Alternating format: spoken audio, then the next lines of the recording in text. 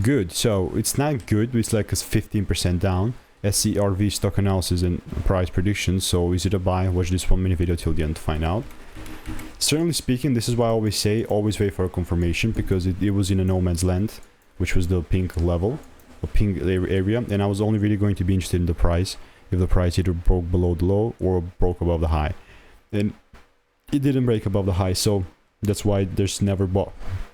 That's why I never bought. I'm gonna get rid of the previous stuff here, and this is really just because if like when I look at SERV from like a daily chart, there's an argument to be made that we're, or even like a 4-hour chart, that we're still coming down from these lows, and honestly that's true, but randomly buying is not going to be the way out for me. Like honestly speaking, I'm still going to be here waiting for that Y level accumulation, which is going to be that simple double break that needs to happen on the lower time frame. So this is why I'm going to say that I waiting for the rules to be met in order for me to move forward, you know. So this is not financial advice.